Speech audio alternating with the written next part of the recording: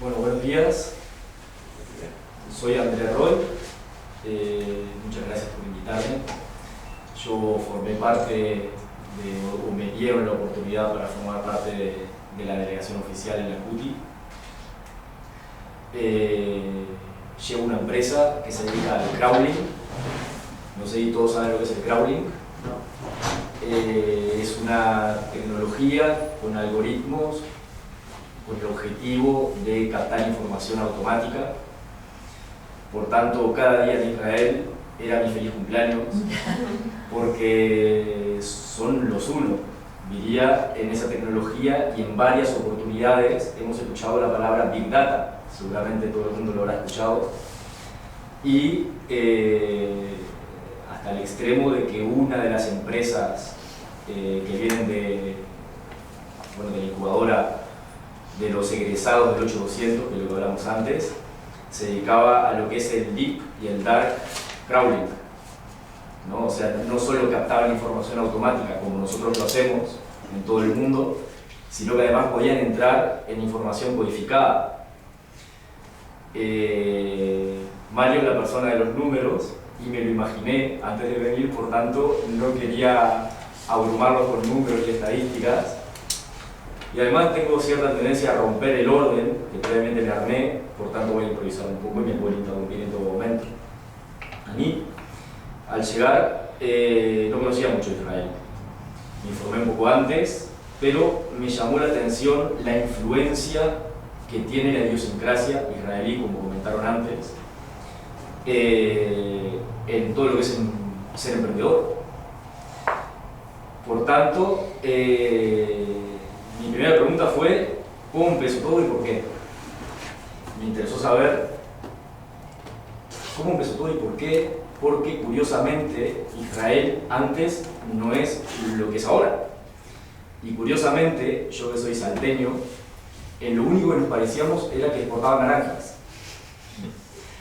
Y me interesaba saber cuál fue el antes y después. Y vamos a ver si lo puedo expresar de la mejor manera en estos menos de 20 minutos. Así lo titulé yo a la presentación, la meca de la inversión, todos sabemos por qué ahora. Aquí viene la pregunta, y lo primero que quiero hablar es de la idiosincrasia, que mucho lo comentó Mario. Por tanto, tampoco quiero ser repetitivo, pero sí que tuve la oportunidad de hablar con muchos israelíes. A mí me gusta viajar y me encanta conocer la gente y las calles, ¿vale? Por eso saqué algunas de las fotos que estaban ahí. Y descubrí estas características en la idiosincrasia de los israelíes, y una es la actitud. Con respecto a la actitud, tengo una anécdota que me chocó muchísimo. Porque, a diferencia de nosotros somos muy anfitriones y tenemos fama de hospitalarios. Y se supone que somos muy buenos en la atención al cliente. Entonces, a modo de anécdota de la actitud de esta avasalladora, diría, que tienen los israelíes, les comento que en el mercado local de Israel, en Jerusalén, fui a comprar una camiseta en la cual, habiéndome probado el talle M, le pedí al dependiente que me dé el talle L. Y lo primero que me dijo es: no me vas a perder el tiempo. De malas maneras. Claro, nuestro orgullo uruguayo que nos choca dice, le pregunté, ¿por qué me estás hablando de esta manera? Todo en inglés. Y me contestó diciéndome, es mi personalidad. Y dije, bueno, cuando puedas dame la talla L. Lo que les quiero decir es que me peleé bastante con israelíes en todo este viaje, porque no tienen ningún problema en decirte las cosas, como decía Mario antes, de que te dicen las cosas. Da igual si eres cliente, si no eres cliente, o sea, no tienen esa, vamos a llamarle, falsa hospitalidad como para tener que decirte las cosas en un momento dado. Te las dicen y punto. Eso está relacionado con el por qué. Perdón, pero te tengo que preguntar, ¿tenía razón que te quedaba bien la talla M? No, me quedaba chica. Pero le estaba haciendo perder el tiempo, cosa que no había clientes y su trabajo para vender. Este es el detalle. Creo que todo esto está relacionado con ser emprendedor y con el porqué del antes y después. Cuando hablamos de la característica de la apertura, también lo relaciono con algo que dijo Mario, que es la parte de que los israelíes son bastante inmigrantes. Hay mucha fuga de cerebros, ¿vale? Que sabemos que es una de las 7 plagas de la economía en cualquier país, pero con la curiosidad de que vuelven a Israel. O sea que esto no solo no deja de ser malo, sino que es muy bueno, porque salen al mundo exterior, aprenden, vuelven y lo aplican en Israel. La disciplina es otra de las características que está relacionada con el servicio militar. Yo siempre encontré algo negativo el hecho de haber participado en el servicio militar español. Mi padre es español y en el 97 fui al servicio militar obligado y nunca le había encontrado la gracia o el sentido hasta este momento. Por primera vez estoy contento de haber ido al servicio militar porque hoy en día descubro que es una de las características para ser un buen emprendedor. Con respecto a la disciplina, ¿vale? El hecho de que te encuentras con problemáticas y las solventas, etcétera, etcétera, etcétera. La madurez lo puse porque creo que está relacionado también con las experiencias vividas desde joven, relacionados con el servicio militar, teniendo en cuenta de que son 3 años y tienes 20 años y seas mujer o hombre, tienes una metralleta M1 calibre 5.56 con 17 balas así. Creo que más o menos a la fuerza uno madura, o sea, no está jugando a las muñecas ni a los autitos. Y ahí esa madurez creo que incide directamente en aprender antes, ¿vale? Para emprender antes, y de alguna manera es un ahorro de tiempo. Tiene un alto orgullo país. Los israelíes son israelíes y están orgullosos de serlo, y eso de alguna manera fomenta también el ser emprendedor. Tienen riesgo y tenacidad, otras características que podrían haberlas aprendido con el servicio militar. De alguna manera supongo que te preparan para eso, ¿vale? Como que si no tienes riesgo y tenacidad, como que no se puede llegar muy lejos. Esto con respecto a la idiosincrasia. Luego, también influyó de sobremanera el tema de la educación. Hay un poco de relación con lo que dijo Mario.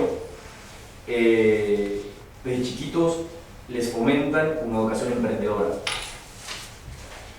Desde la escuela o el liceo les desarrollan las competencias personales de autoconfianza, creatividad, valor y pasión por los retos. Esto lo relaciono con el sistema educativo anglosajón, en el cual te potencian tus potencialidades y tus hándicaps no los invierten.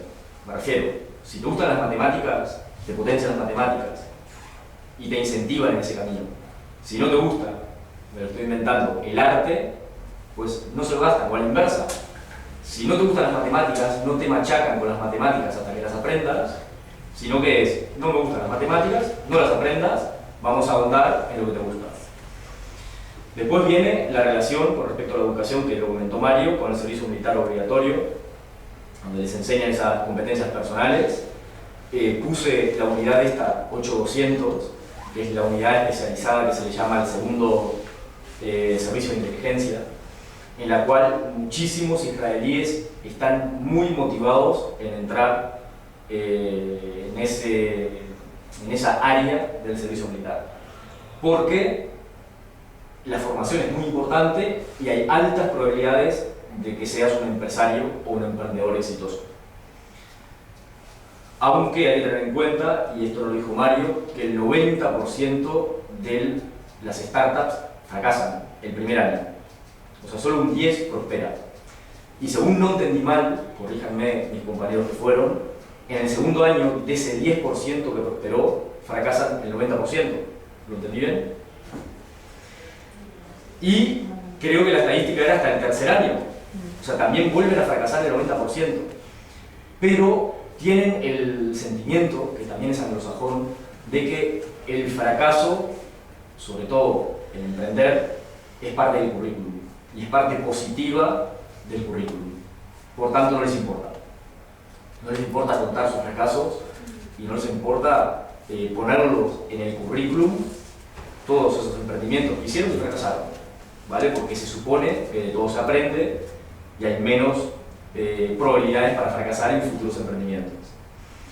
Cosa que los uruguayos no tenemos esa sensación, ¿vale? Fracasar en tu único emprendimiento es caótico. En el tema de la universidad tienen programas y mentoring para emprender. O sea, ya identifican cuáles son aquellos alumnos que tienen cierta tendencia a ser emprendedores o empresarios y los apoyan con programas para potencializar esa tendencia, cosa que nosotros no tenemos. Cuando hablo de todo esto, hablo de, vamos a recordar el por qué Israel es como es en poco tiempo, ¿vale? Y tal vez darnos alguna idea o reflexión para poder sacar conclusiones varias y poder aplicarlo o adaptarlo a nuestro país. Esto era una de las cosas que más me motivaba de todo esto e intento explicar. También hace un focus individual en cada individuo. O sea, agarran un individuo que tiene una tendencia o cierto potencial y se focalizan en él. ¿Vale? Esto es interesante, digamos, destacar la parte individualista que tienen con cada alumno. Esto voy a ir rápido porque Mario un poco lo comentó. Con respecto a la inversión, sabemos que son los número 1 del mundo en gasto de I+D. Nacen 2 startups cada día. Tienen una inversión per cápita de startups de $140, cosa que Silicon Valley estamos hablando de $70. Y España, como ejemplo negativo, estamos hablando de $1. Intenté descubrir y buscar Uruguay, pero no pude encontrar ese dato. Pero si alguien lo tiene, estoy encantado de escucharlo. Bueno, 26 billones de dólares invertidos y con todas las inversiones recuperaron la inversión en 5 años más un 50%. O sea, vale la pena pensar que si copiáramos y podemos copiar ese modelo, ¿vale? No estamos perdiendo, sino que en algunos años hay altas probabilidades de recuperar esa inversión.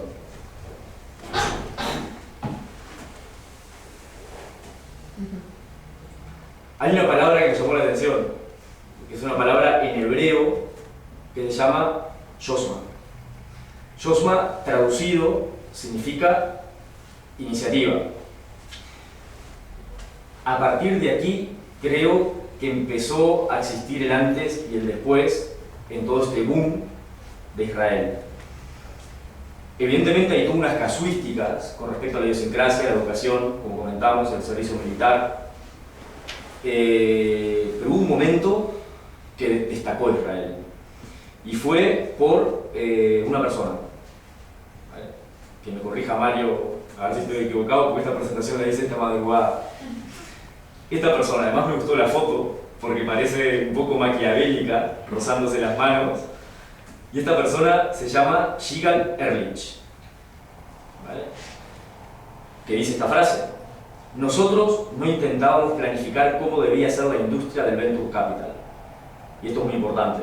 Identificamos unas necesidades tras hablar con los actores del ecosistema emprendedor e intentamos resolverlas. ¿Quién es Yigal Erlich? Es el fundador, presidente y socio de The Yosma Group. The Yosma Group fue el grupo creador de Venture Capital en Israel desde 1993 hasta ahora, y fue una de las personas que convenció al gobierno israelí de la importancia de fomentar el Venture Capital. Creo que tuvieron varias etapas, ¿vale? Pero llegaron a invertir en diferentes fondos de inversión $250 millones a día de 2010, creo. No tengo los datos hasta este año. Todo fue por una iniciativa. A partir de acá,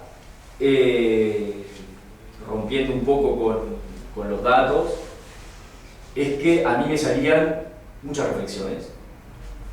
luego de llegar aquí, pensaba el por qué Uruguay no podía copiar este modelo, ya que más adelante lo pongo que ha sido un modelo referente y copiado por varios países del mundo. Entonces, lo asocié. Bueno, estas son las vinculaciones que tiene esta persona, que no las vamos a mirar con detalle, ¿vale? Tiene más, me llamó la atención que abajo está el Technion, ¿vale? Y creo que sería muy interesante, a modo de propuesta, traerlo a Uruguay. Por eso me preocupaba por conseguir su dirección y su teléfono, por si hay algún interesado o alguna institución pertinente que esté motivado para traerlo. Creo que sería un buen modelo y un buen know-how como para poder aplicar aquí en Uruguay, a ver cómo lo hizo, cuándo, por qué, etcétera, etcétera, etcétera, con respecto a las preguntas. Ahora que me vienen las reflexiones, para mí todo está conectado con la idiosincrasia de un país. ¿Vale? Yo estudié Ciencias Políticas en Barcelona, estudiamos diferentes países y curiosamente la idiosincrasia y la sumatoria de los individuos es lo que hacía que un país o una empresa prospere. Está el ejemplo de Alemania, está el ejemplo de Japón y el ejemplo de Uruguay. ¿Vale? No voy a entrar cuál es la idiosincrasia del uruguayo individual y no voy a entrar qué tipo de sinergia hace entre la sumatoria de los uruguayos para estar como estamos, que tampoco estoy valorando si estamos bien o estamos mal. Pero sí creo que nos llevan bastante ventaja un país que, como dijo Mario, es de la extensión de Tacuarembó, ¿vale? Y nosotros somos la mitad de la población que, siendo optimista, lo veo como algo positivo porque es mucho más manejable, ¿vale? Pero sobre todo, lo que más reflexioné es algo interesante, que es que todos los problemas que tenemos aquí en Uruguay no son problemas si los comparamos con los problemas que tiene Israel. O sea, Israel, me imagino que vivir ahí debe ser un estrés constante, teniendo en cuenta los conflictos continuos y teniendo en cuenta la cantidad o el caldo de cultivo de religiones que hay en Israel. ¿Vale? Hemos ido a algunos puntos de Jerusalén en el cual están las 4 religiones, una enfrente a la otra, con sus diferencias, y sin embargo con la diversidad que tienen conviven, pero nunca se deja de respirar ese estrés. Aunque ahora en teoría está todo controlado, porque tienen bastante controlado el espacio aéreo, etcétera, etcétera, etcétera. Por tanto, hice una frase a modo de reflexión, le llamé la reflexión número 1, y lo que pienso es, si no vamos a trabajar y crecer hoy, cuando podemos hacerlo fácilmente y el esfuerzo no es muy costoso, puede que llegue el día en que tengamos que hacerlo con muchas dificultades y con pocas esperanzas de sobrevivir. ¿No creen que es un poco cierto? Que en Uruguay lo tenemos, más allá de que no tenemos esas influencias del servicio militar, la idiosincrasia nuestra, creo que el uruguayo reacciona cuando las cosas van muy mal, como el fútbol, ¿no? Y creo que deberíamos reflexionar un poco, y ahora que lo tenemos fácil y que el Uruguay va bien, podríamos empezar a trabajar o a pensar cómo podemos hacer para emular lo que está pasando en Israel y lo que ha pasado en estos pocos años. ¿Vale? La segunda reflexión, cito a un filósofo que me gusta mucho, que es Guillermo de Ockham, que es una palabra que también escuché bastante en Israel, la simplicidad. Guillermo de Ockham fue el que se acuñó el principio de economía, que es por el mínimo esfuerzo lograr el máximo de resultados. Y también dijo esta frase: en igualdad de condiciones, la solución más simple suele ser la correcta. Por tanto, hablando de la simplicidad, y me parece que lo que tenemos que hacer es empezar ya, o sea, no perder tiempo. No sé cómo hacer para empezar ya, pero por eso fuimos un grupo bastante sólido, bastante vinculado en diferentes instituciones, como para poder contactar y manejarnos en el camino correcto o hablar con las personas correctas como para empezar ya. Entonces creo que lo que tenemos que hacer ya es fomentar el I+D, crear emprendedores, y cuando pongo la palabra crear, es crearlos tal vez desde la escuela, ¿vale? Empezar a enseñarles sistemas financieros, empezar a enseñarles a los niños, a los adolescentes, que creo que viene por ahí, ese gusto por crear emprendimientos, por crear startups, enseñarles conceptos, ¿vale? Motivarles, ¿vale? Focalizar en lo que les gusta, ¿vale? Y empezar desde chiquitos. Creo que un poco la clave viene por aquí, viene por la parte de empezar a crear emprendedores desde jóvenes. Ahí es que creo que se van a multiplicar las posibilidades o la tendencia de jóvenes emprendedores, y eso significa que cuando sea la edad correcta o cuando lleguen a un momento de autoestima y seguridad suficiente, se va a multiplicar la posibilidad de que nazcan emprendedores y por tanto emprendimientos, y potenciar las startups.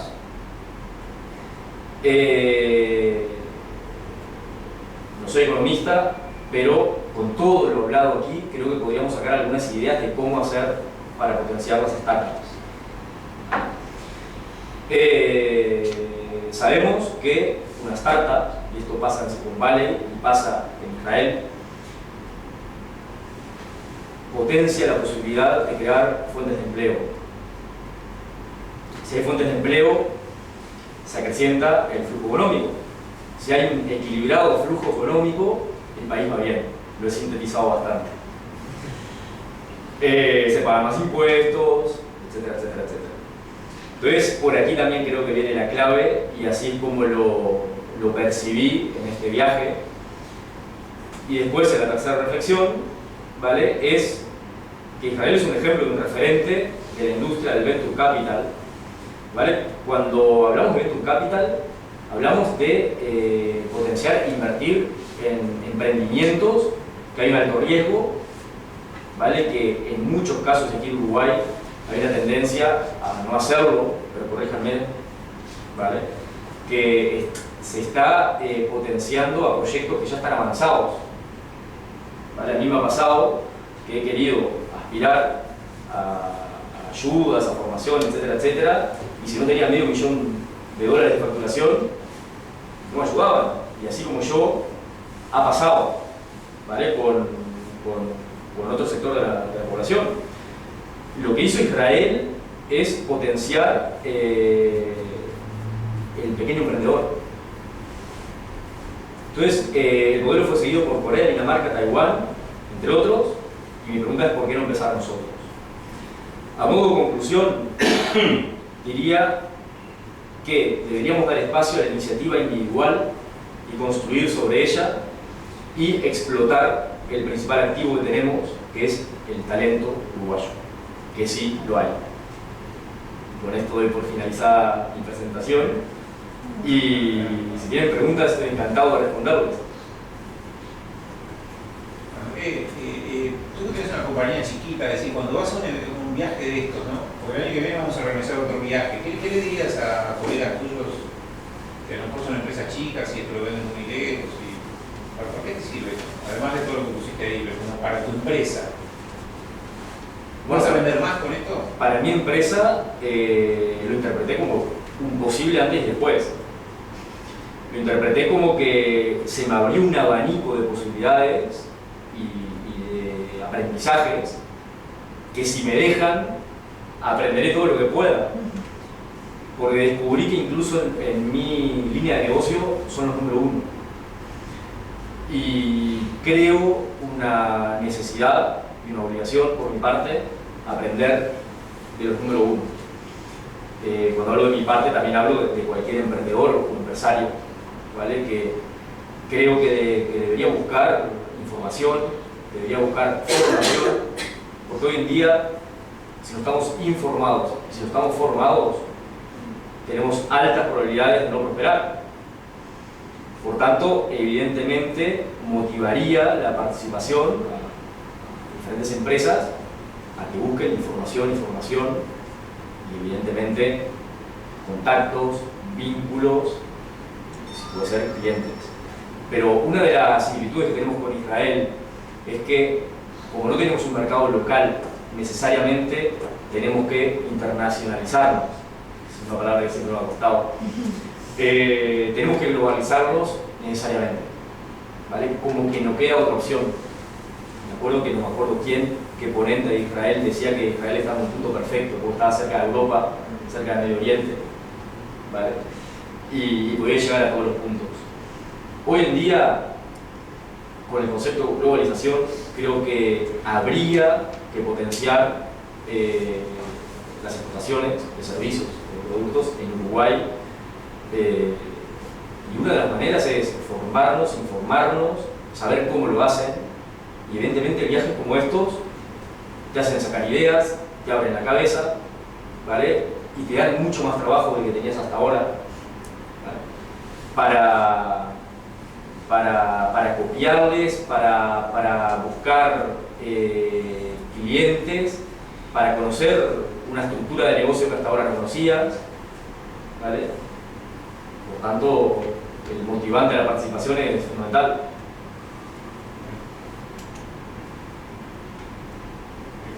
¿Alguna otra pregunta?